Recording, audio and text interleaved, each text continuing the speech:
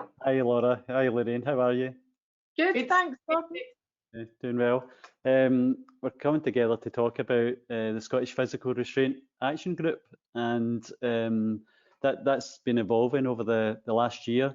And I want to ask you, Laura, just your memory of how we got to that point. I'd asked you to present a plenary at SIRCC conference last year, and so your memory of how we got there and what messages you were really wanting to share with your audience at that time.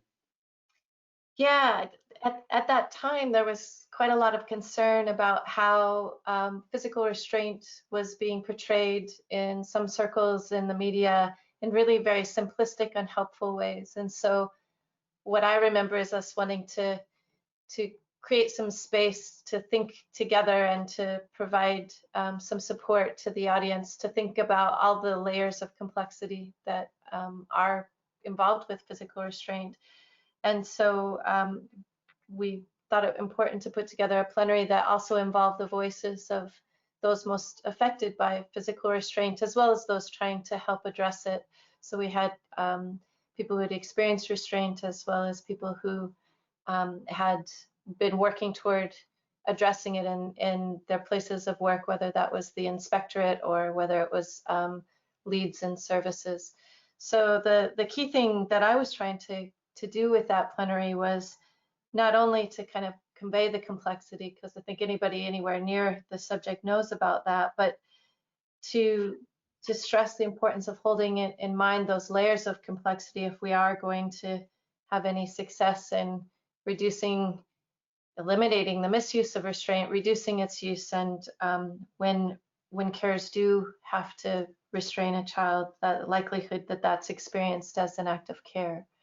And so that was really the start, which then was a springboard for what now is the Scottish Physical Restraint Action Group that you mentioned at the beginning.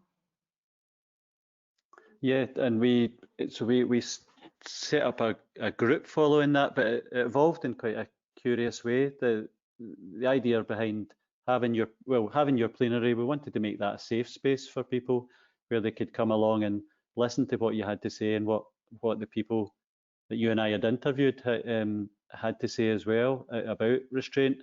But we wanted to make sure that that was received in a safe way, and that also, following on from that, people had an opportunity to discuss those messages and that they weren't just left with them. So we invited anyone from the conference to join us in a group, and that spirit that we started the group in, I think, has continued throughout.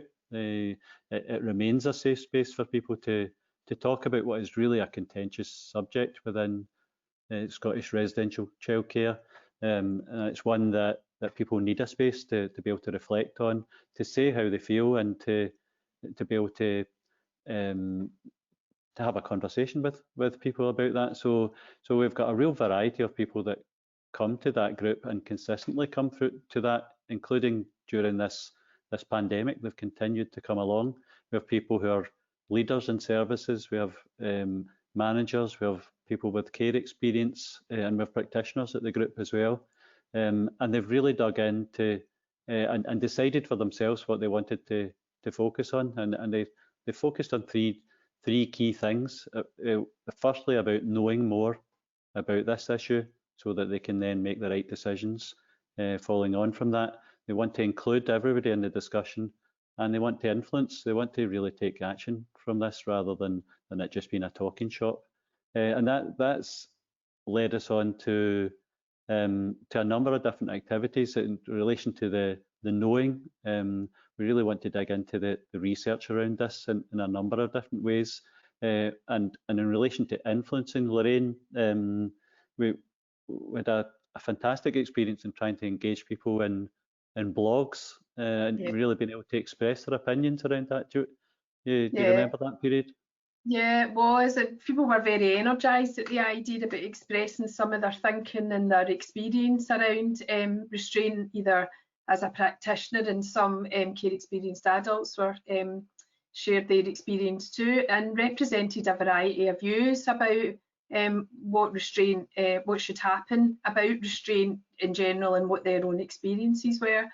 And we got a lot of support from the sector to stay in that moment about thinking how complex it was through those blogs, steering away from easy solutions or quick fixes, and it was a really interesting time, and we got a lot of response nationally as well from other people throughout the UK who are interested in really thinking deeply about what it looks like to make sure that children are cared for well in safe places, and that the adults that care for them are able to looked after as well.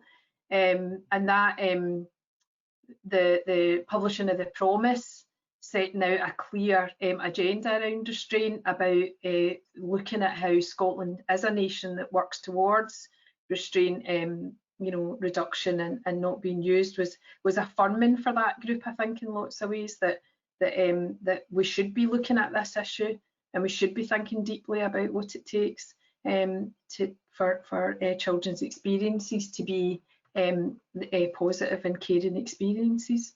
Yeah, and those blogs took us really into, some of them, into the territory of what the unintended consequences might have been of immediately moving to a complete ban on restraint, and that also played itself out, Laura, in relation to us putting together a vision for the group and really getting to a place where we agreed the direction for the group. Can you recall that that period and looking at our vision for the group?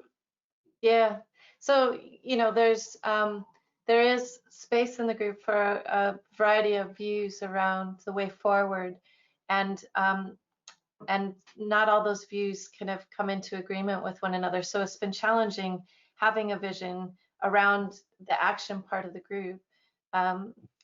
The reality of the violence that some children and young people bring with them, that they've experienced, and bring with them into the residential setting, and how that's dealt with without restraint, I think is something we still are looking at, and how the research can help us with that. And so there were certain parts of the vision that we didn't agree on, but the one thing that we did agree on was the need to hold, and the need to honor the need to hold, and that ways of holding children. And so actually the vision, as we've settled on it so far, is that we are committed to bringing about more effective, empathetic, loving ways of holding children, young people and adults the adults who care for them in residential childcare, in relationally rich environments populated by adults who are properly equipped with requisite skills, knowledge, and ways of being with children in the way that children need. And that we will work towards making coercive forms of holding less or even unnecessary. And when children are restrained, it is carried out relationally and with care. And this seemed to be the area that we could all hold together in agreement in the way forward for Scotland. I think the other thing about that vision is that we wanted to have influence on the social policy developments from the ground up, from the experiences and voices of those most directly affected by restraint, whether that's people who have been restrained, people who are carrying them out, people who are trying to create services that don't. So the relationship between the social policy angle and the group being kind of a synergistic one. And I think the last thing about that process that I probably want to include is that I've been really heartened by the number of services that have no incidents of restraints occurring or near zero occurring. And so this sense that it's happening a lot, maybe based on some of the coverage that was happening in the lead up to the conference, has been challenged by what I'm hearing from the field, and that probably needs to come across as well. That's really useful, Laura. And Lorraine, the angle around equipping and skilling our workforce is one that's strong in the vision, but also strong within the Promise. It's got a real interest and a real grip on the group. Yeah, I think again that was energising, seeing the idea that we should be looking at the workforce and how the promise being very clear about equipping the workforce to build consistent, positive, strong relationships with children as a right, actually, and how we think carefully about the types of things that they'll need to be able to do that, whether it's reflective supervision, whether it's coaching, whether it's other types of support. And that's something that the group visit often in their conversations about how they themselves are seeing that occurring in their settings. So it's a really positive thing to see them, that I suppose that synergy that Laura's talking about one thing can't happen without the other things changing, either workforce support, organisations' commitment to reduction and restraint, and that is a dance we see often in the group about folk going round these conversations. So it's been very affirming again that the proms have been able to set that course. And it is a course, and we're on a journey towards something rather than having achieved anything yet. We're committed to finding out more, and we have a strong research agenda around that, and we're committed to involving everyone that needs to have a perspective on this. So new members of the group are always welcome, and we hope to really drive this agenda forward. Yeah. Thanks so much for joining me. Thanks, Gordon. Thanks, Laura. Yep. Thank you, guys. Bye.